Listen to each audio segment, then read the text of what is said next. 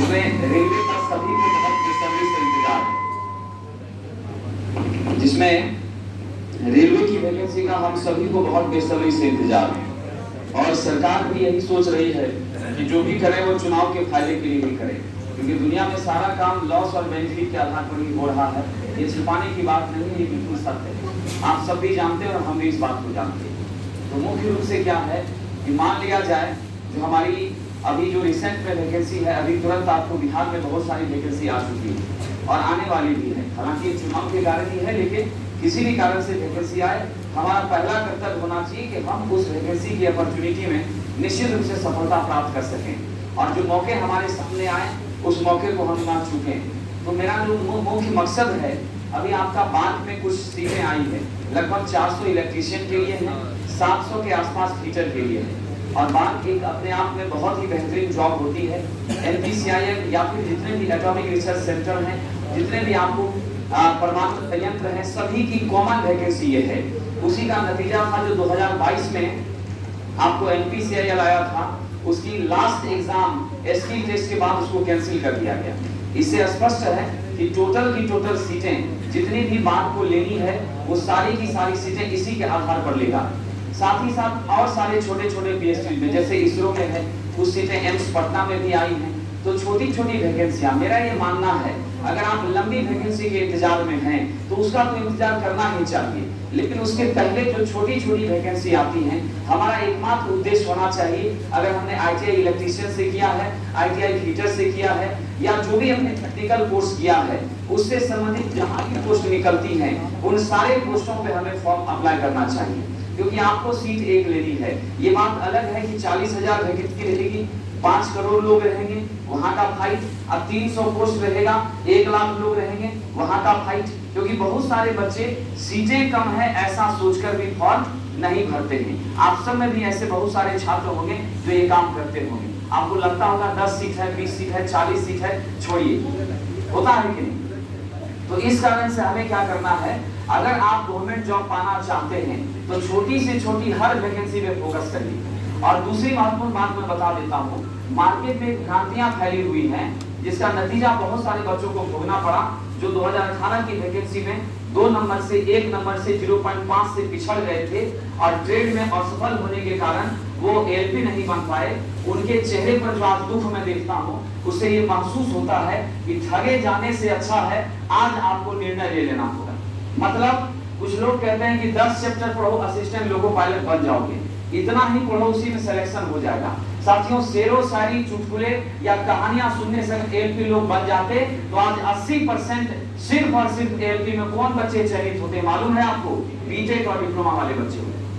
ITA वाले बच्चे 45 के ट्रेनिंग के बैच में जो मेरे पास सूचना आती है, बच्चे बताते हैं 2 विद्यार्थी, 3 विद्यार्थी, 1 विद्यार्थी ITI का होता है। आखिर क्यों?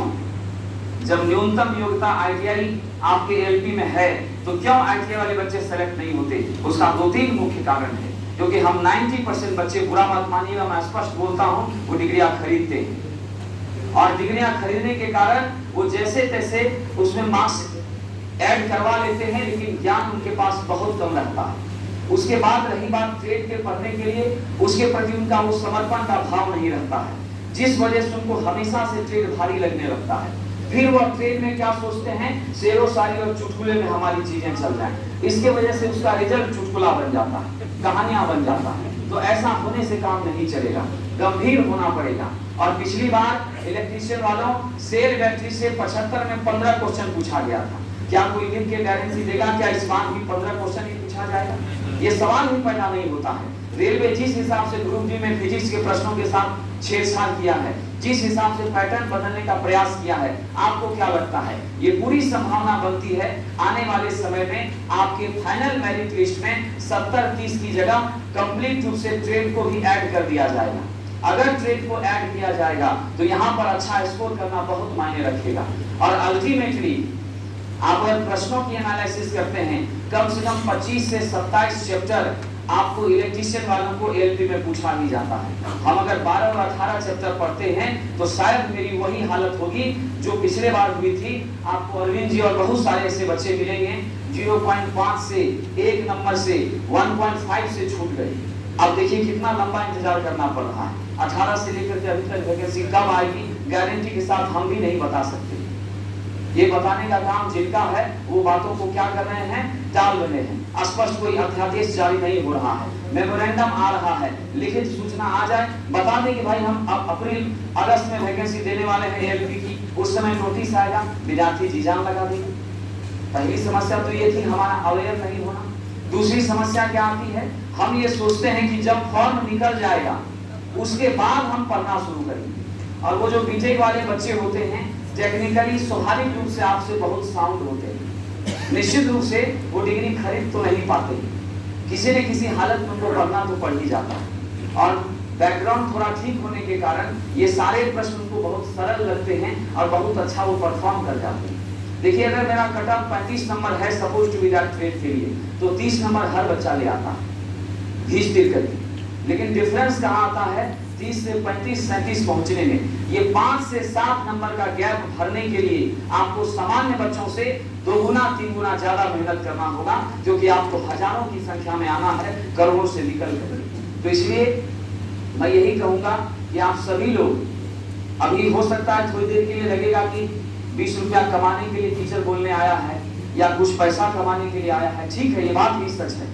लेकिन जो सबसे बड़ा सच है, आप हमको आज 20 रुपया एक टेस्ट में देंगे, आप हमको 2500 या 3000 या 3500 चलिए ट्रेड के लिए देंगे थोड़ी देर के लिए, लेकिन कल जो 1 लाख का पैकेज आपको मिलेगा वो आपका जीवन बनाएगा कि मेरा जीवन बनाएगा। मुझे तो सिर्फ प्रतिष्ठा मिलेगी, आपको प्रतिष्ठा भी मिलेगी, जिंदगी भी बदलेगी। इसलिए मैं सिर्फ यही कहूँगा, यूट्यूब पर बहुत सारे मेरे क्लास के वीडियो पड़े हुए हैं, आप बेहिचक उसको देख सकते हैं।